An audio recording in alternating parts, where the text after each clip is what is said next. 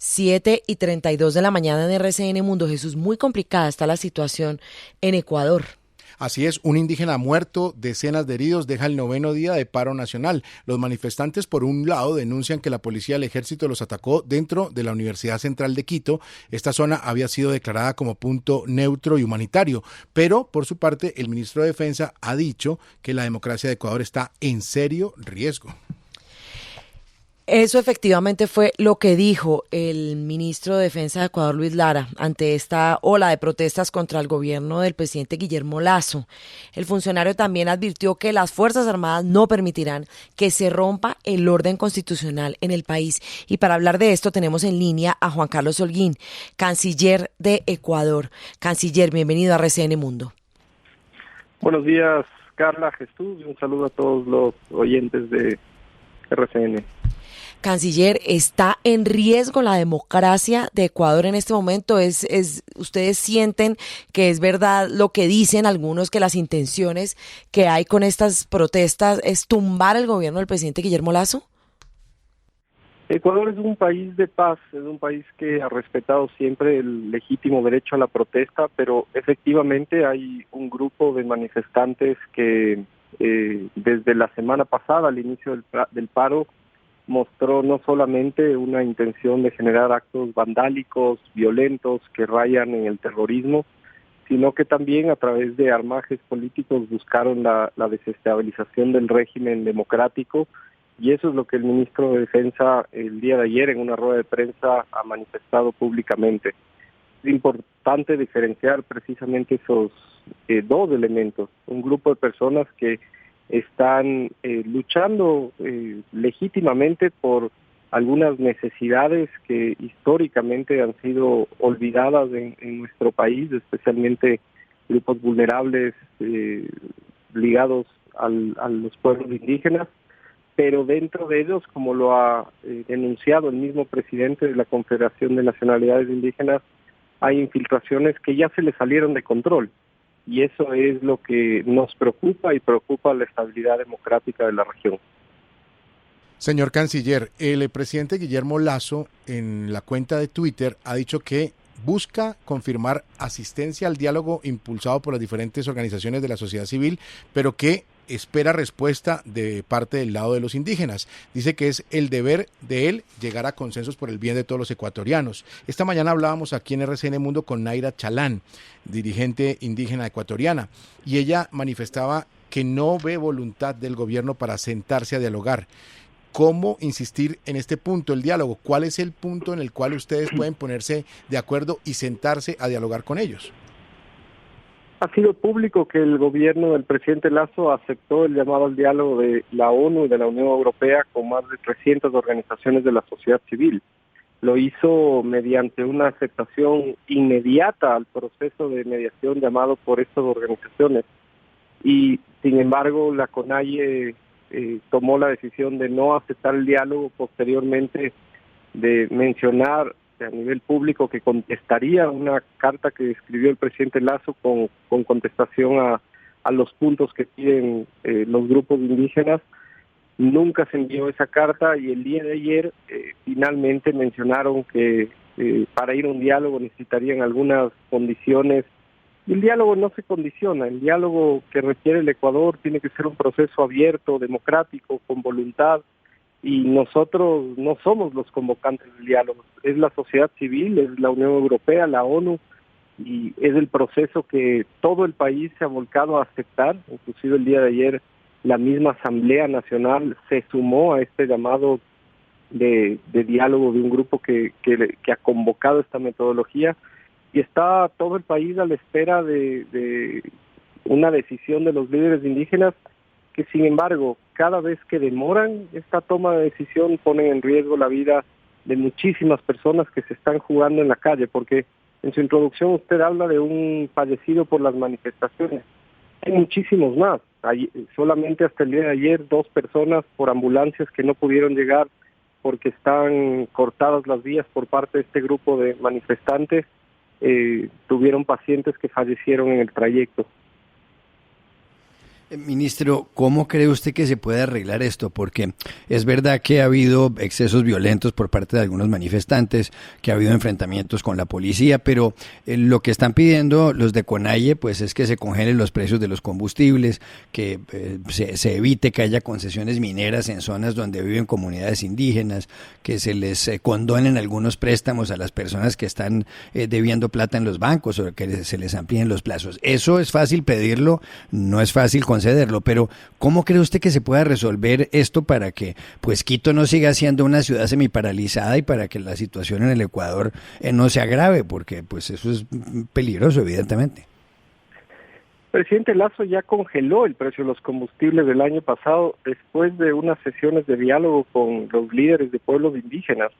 Ecuador tiene uno de los precios de combustible más bajos del mundo en este momento debido a los grandes precios ligados sobre todo al conflicto entre Rusia y Ucrania.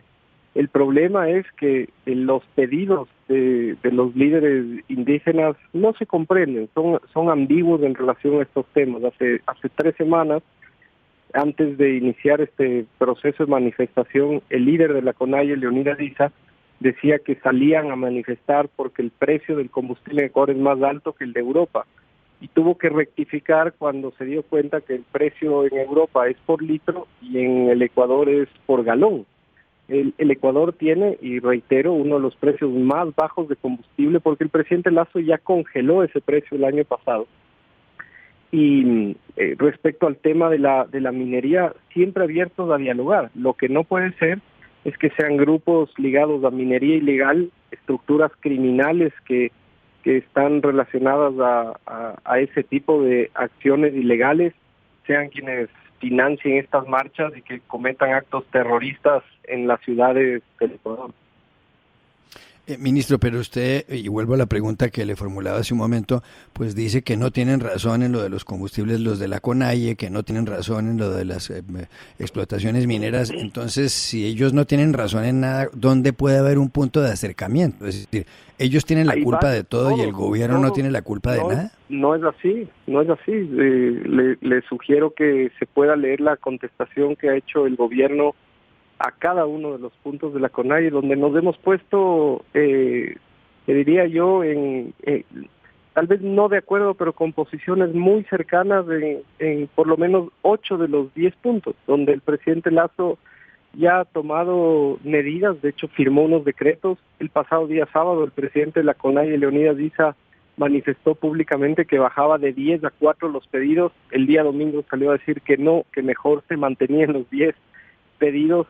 Entonces es difícil dialogar, por eso un proceso con una metodología de la sociedad civil, de organizaciones con experiencia como la ONU o inclusive el apoyo de la Unión Europea en el proceso es necesario para que podamos discutir en una mesa escuchándonos, inclusive si hay que rectificar, rectificando, pero lo importante es que esto no sea un lanzamiento de propuestas que muchas de ellas no se pueden discutir porque son más bien dicho, sería irresponsable el tomar una decisión que pueda poner en riesgo el sistema general del país. Pero de todas maneras hay una apertura al diálogo y a discutir todos los puntos.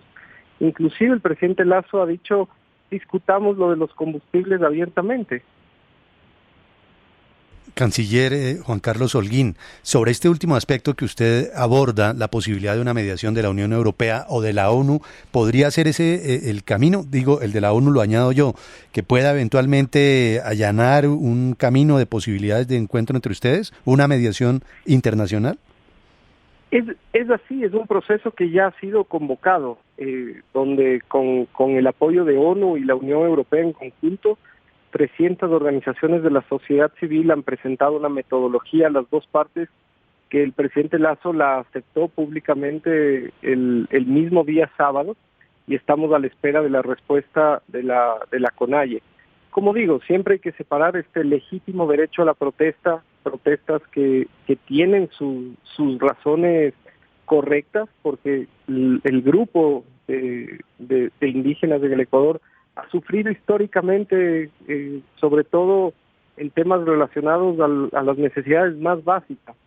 y yo creo que aquello hay que mejorarlo, hay que enfocarlo. En un año de gobierno, por supuesto, el presidente Lasso no puede cambiar decenas de años de historia, pero nosotros tenemos muy claro que esa es una prioridad de la política pública, y ojalá este diálogo que ha sido convocado por terceros nos sirva para que una vez que se concreten los acuerdos implementemos con éxito esas políticas que requieren los pueblos indígenas. Canciller, hace 9 días empezaron fuertemente estas protestas en el Ecuador, con ciudades afectadas principales como Quito, la capital, y Guayaquil. El domingo hubo elecciones en Colombia, se eligió un nuevo presidente, la primera vez que llega un presidente de extrema izquierda en la historia de Colombia, y lo que usted nos narra de lo que está sucediendo allá se me hace muy similar a lo que sucedió hace un tiempo cuando el paro que hicieron acá cuando se presentó la reforma tributaria. La pregunta ¿es esto una casualidad o cree usted que hay alguna relación, primero en las maneras en que hacen las cosas, las hicieron en Colombia, las han hecho allá y en otras regiones, o esto de verdad responda a esa intención de desestabilizar la región de diferentes partes del país y con el correísmo detrás, Rafael Correa tratando de desestabilizar y poder eventualmente recuperar ese bastión político que perdió? El Ecuador ya pasó por un proceso bastante triste en octubre del año 2019. Quito fue sede de un... 7:43, no. Vamos a recuperar la llamada con el canciller ecuatoriano. Importante el tema, Vlado, usted lo mencionaba, el tema del diálogo. Es curioso, porque si usted escucha el tema del gobierno, dice que están dispuestos a dialogar. Si usted recuerda lo que nos dijo la líder indígena Naira Chalán esta mañana, dice que ellos también están dispuestos a negociar, pero que no ven voluntad por parte del gobierno. Entonces uno queda en la mitad pensando cuál de los dos lados es el que tiene la razón, o si es que ambos definitivamente no quieren sentarse a negociar. Sin duda se va a requerir la mediación de algún tercer agente. Como lo decía Juan Manuel. Como lo decía Juan Manuel, que puede ser Naciones Unidas, que puede ser la Unión Europea, que puede ser la Iglesia. Habría que buscar una instancia que permita esos acercamientos, porque es que en este momento es un diálogo de sordos. Yo quiero, pero ellos no quieren, y lo dijeron aquí en estos micrófonos las dos partes. Nosotros queremos, estamos dispuestos, estamos listos, y del otro lado lo mismo. Ya recuperamos la llamada con el canciller Juan Carlos Holguín. Canciller, usted nos estaba contestando esa pregunta que le habíamos hecho, si era una casualidad o esto respondía a un plan definitivamente de ese sector político. Le decía que en el 2019 Carla Quito ya fue testigo de estos hechos violentos que no vienen de quienes legítimamente están protestando. Son personas infiltradas, muy violentas, grupos criminales inclusive que han disparado hacia civiles desde lugares donde hacen cierres de vías.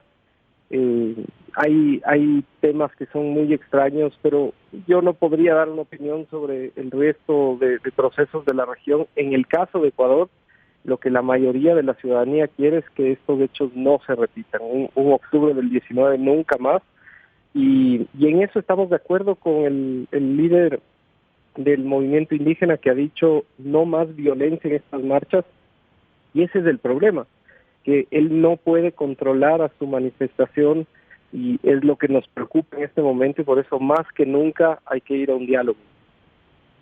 Ministro, una salida, una solución para lo que está ocurriendo en el Ecuador podría ser, como mencionaba hace un segundo en esta mesa, Vlado, compañero nuestro de RCN Radio y quien además ha estado en el Ecuador muchas veces. ¿Cree usted que una salida podría ser que un organismo internacional ayudara en la mediación?